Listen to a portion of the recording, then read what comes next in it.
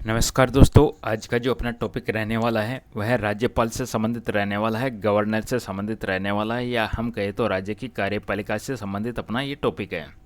राज्य की कार्यपालिका के अंदर राज्यपाल का एक महत्वपूर्ण रोल होता है, वहीं हम इस वीडियो के अंदर कवर करेंगे दोस्तों।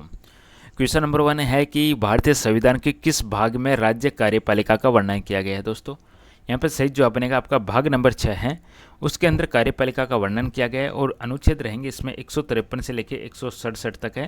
यह राज्य की कार्यपालिका का उल्लेख है इसके अंदर। नेक्स्ट क्वेश्चन है आपका कि राज्य कार्यपालिका से संबंधित जो संवैधानिक अनुच्छेद है उसकी सीमा क्या है, किस अनुच्छेद से किस अनुच्छेद तक राज्य की कार्यपालिका से संबंधित हो। तो यहाँ पे आपका करेक्ट आंसर बनेगा ऑप्शन नंबर बी के साथ में आर्टिकल 153 से लेकर 167 है वह राज्य की कार्यपालिका से संबंधित है। अब राज्य के कार्यपालिका के अंदर कौन कौन होते हैं, तो राज्यपाल होता है, मुख्यमंत्री होता है, मंत्रिपरिषद होता है और महाधिवक्ता होता है। तो ये क्वेश्चन आपसे यहाँ पे पूछा गया, दिए गए ऑप्शन में से कौन है राज्य की कार्यपालिका का हिस्सा नहीं है। तो राज्य की कार्यपालिका के अंदर एक राज्यपाल होता है, एक मुख्यमंत्री होता है, एक यहाँ पे मंत्रिपरिषद होता है, एक चौथा मेंबर और होता है जिसको हम कहते हैं महाधिवक्ता। ये सब मिलकर राज्य की कार्यपालिका का हिस्सा होता है। तो यहाँ पे आपका करेक्ट आंसर बनने वाला है ऑप्शन नंबर डी के साथ में विधानसभा अध्यक्ष है वह राज्य की कार्यपालिका का हिस्सा नहीं है। अनुच्छेद 153 के अनुसार प्रत्येक राज्य के लिए एक क्या प्रावधान है, देखिएगा एज पर आर्टिकल 153 प्रत्येक राज्य के लिए एक राज्यपाल होगा। तो यहाँ पे आंसर बनेगा आपका ऑप्शन नंबर बी के साथ में एक राज्यपाल होगा, लेकिन इसका एक अपवाद भी है, तो वह अपवाद हम देख लेते हैं। एक अपवाद क्या है कि यहाँ पे कहा था कि एक राज्य का एक राज्यपाल होगा, लेकिन एक अपवाद है 7वां संविधान संशोधन अधिनियम 1956 के अनुसार 2 या 2 से अधिक राज्यों को मिला के भी एक राज्यपाल नियुक्त किया जा सकता है। तो यहाँ पे है कि एक ही व्यक्ति को 2 या 2 से अधिक राज्यों का राज्यपाल नियुक्त करने का प्रावधान किस संविधान संशोधन के द्वारा जोड़ा गया। तो पहले तो हमने देखा कि एक राज्य के लिए एक राज्यपाल होगा, लेकिन उसके बाद में देखते हुए कि एक से अधिक राज्यों का भी एक कंबाइंड रूप से राज्यपाल नियुक्त किया जा सकता है, तो यह जोड़ा गया था 7वां संविधान संशोधन अधिनियम 1956 के माध्यम से जोड़ा गया दोस्तों।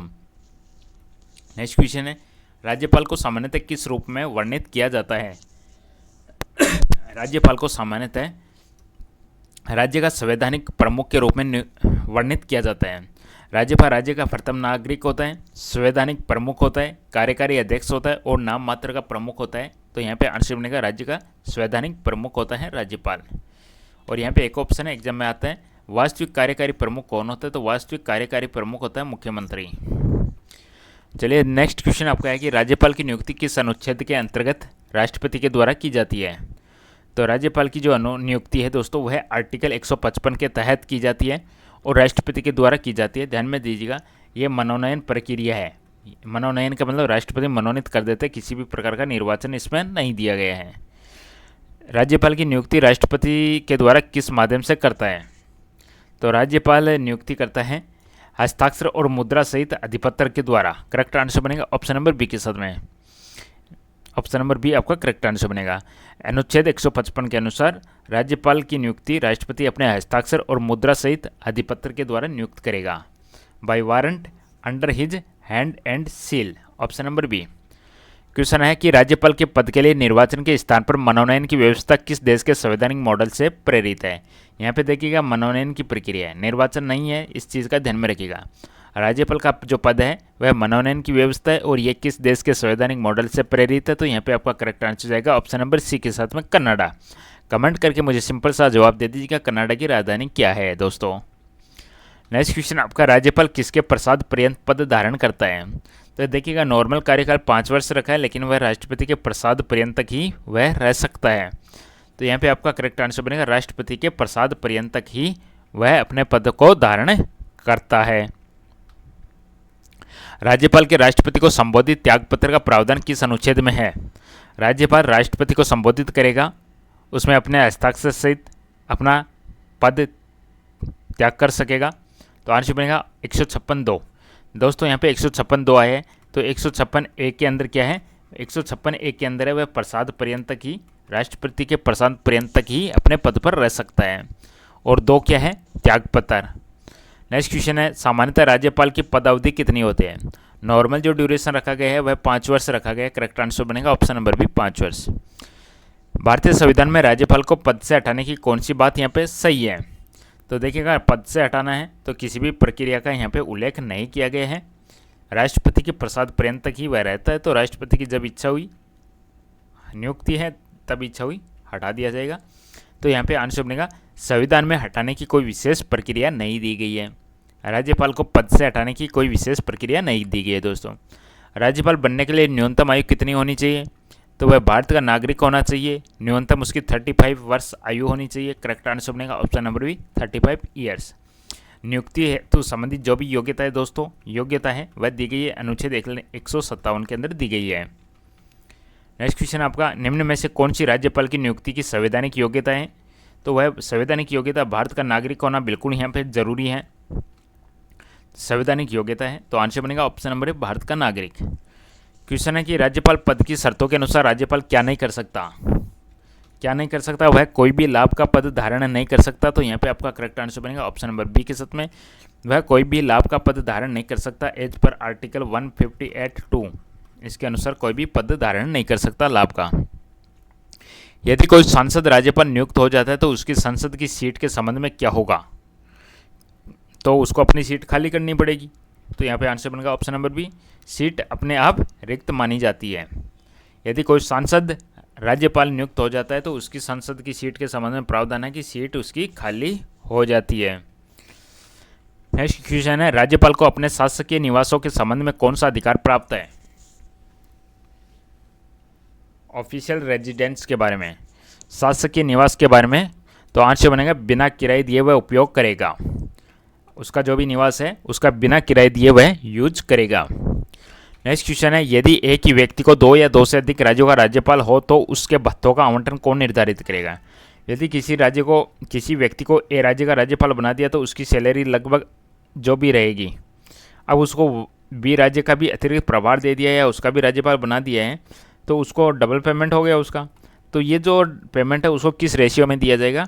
तो ये दोनों स्टेट्स का किस प्रकार से रेशियो है तो यह डिसाइड किया जाता है राष्ट्रपति के द्वारा। तो एक ही व्यक्ति को 2 या 2 से अधिक राज्यपाल हो तो उसके भत्तों का आवंटन कौन निर्धारित करता है? तो राष्ट्रपति करेंगे। और ये क्या करेंगे? उन राज्यों के बीच एक रेशियो में डिवाइड कर देंगे। नेक्स्ट क्वेश्चन है, राज्यपाल की उपलब्धियां और भत्ते उसकी पद अवधि के दौरान क्या रहते हैं?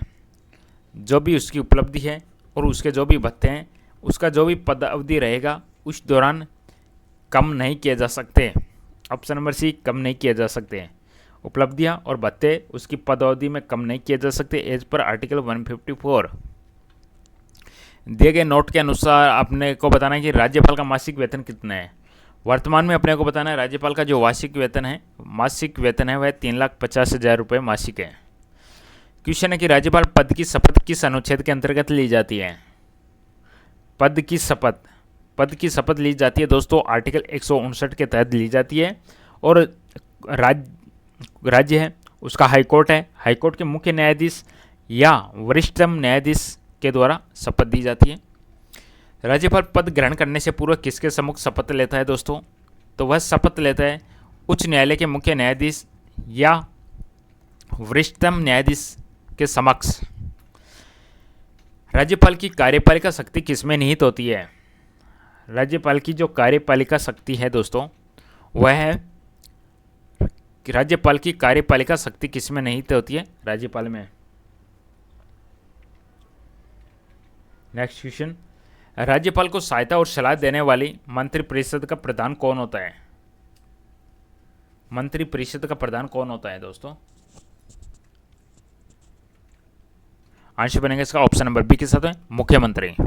नेक्स्ट क्वेश्चन नंबर 26 है आपका, राज्य सरकार की समस्त कार्यपालिका कार्यवाही किसके नाम से हुई कही जाती है? राज्य सरकार की समस्त कार्यपालिका कार्रवाई किसके नाम से? तो आंसर बनेगा राज्यपाल के नाम से। नेक्स्ट क्वेश्चन है कि मुख्यमंत्री की नियुक्ति कौन करता है? मुख्यमंत्री का अलग से हम टॉपिक कवर करने वाले हैं, तो मुख्यमंत्री की नियुक्ति राज्यपाल करेंगे। करेक्ट आंसर बनेगा ऑप्शन नंबर बी के साथ में राज्यपाल किया गया है। नेक्स्ट क्वेश्चन आपका, राज्य के अन्य मंत्रियों की नियुक्ति राज्यपाल है वह किसकी सलाह पर करता है? तो आंसर बनेगा यहाँ पे मुख्यमंत्री की सलाह के ऊपर नियुक्ति की जाएगी दोस्तों। नेक्स्ट क्वेश्चन आपका, 91वां संविधान संशोधन अधिनियम 2003 के अनुसार राज्य में मुख्यमंत्री सहित मंत्रियों की कुल संख्या विधानसभा की कुल सदस्य संख्या के कितने प्रतिशत से अधिक नहीं होनी चाहिए? तो यहाँ पे आपका करेक्ट आंसर बनेगा ऑप्शन नंबर सी के साथ में 15%, same as it is Lok Sabha के अंदर लागू है आपका। तो इंक्लूडिंग मुख्यमंत्री ये 15% से ज़्यादा नहीं होनी चाहिए, मुख्यमंत्री सहित मंत्रियों की संख्या। नेक्स्ट क्वेश्चन आपका, किसी राज्य में मुख्यमंत्री सहित मंत्रियों की न्यूनतम संख्या कितनी हो सकती है? न्यूनतम भी कोई डिसाइड होगी, तो न्यूनतम संख्या है वह 12 हो सकती है, कम से कम 12। नेक्स्ट क्वेश्चन है कि राज्य के मंत्रियों को पद और गोपनीयता की शपथ कौन दिलाता है? तो यहाँ पे आंसर बनेगा आपका राज्यपाल, आपका बिल्कुल सही जवाब है। नेक्स्ट क्वेश्चन आपका, मुख्यमंत्री का राज्यपाल के प्रति प्रमुख संवैधानिक कर्तव्य क्या है? संवैधानिक कर्तव्य क्या? तो आंसर बनेगा ऑप्शन नंबर बी, राज्य प्रशासन और मंत्रिपरिषद के निर्णयों की जानकारी देना। राज्य प्रशासन और मंत्रिपरिषद के निर्णयों की जानकारी देना। नेक्स्ट क्वेश्चन आपका है, राज्य के महाधिवक्ता की नियुक्ति कौन करता है? Advocate general of state. राज्य के महाधिवक्ता की नियुक्ति कौन करेगा? एज पर आर्टिकल 165(1) के तहत राज्यपाल के द्वारा की जाएगी दोस्तों। नेक्स्ट क्वेश्चन आपका कि महाधिवक्ता बनने के लिए व्यक्ति को किस पद के लिए अहिर्त होना चाहिए? महाधिवक्ता बनने के लिए, तो आंसर बनेगा इसका ऑप्शन नंबर बी, उच्च न्यायालय का न्यायाधीश होना चाहिए। वह योग्यता होनी चाहिए उसके अंदर, उच्च न्यायालय का न्यायाधीश बनने की योग्यता उसमें होनी चाहिए। नेक्स्ट क्वेश्चन है, महाधिवक्ता है किसके प्रसाद पर्यंत पद धारण करता है? तो महाधिवक्ता या जो एडवोकेट जनरल ऑफ स्टेट है वह राज्यपाल का प्रसाद पर्यंत पद धारण करता है दोस्तों। टॉप 35 पे मैं पार्ट 1 इसका समाप्त करता हूँ। पार्ट 2 भी जरूर देखिएगा, वीडियो के नीचे डिस्क्रिप्शन में लिंक मिल जाएगा आपको। टोटल 70 MCQ है इस वीडियो के, टोटल आपका कंसेप्ट क्लियर हो जाएगा दोस्तों। तब तक के लिए धन्यवाद। वीडियो को लाइक शेयर जरूर कर दीजिएगा, चैनल को सब्सक्राइब कर दीजिएगा। बहुत बहुत धन्यवाद, थैंक यू।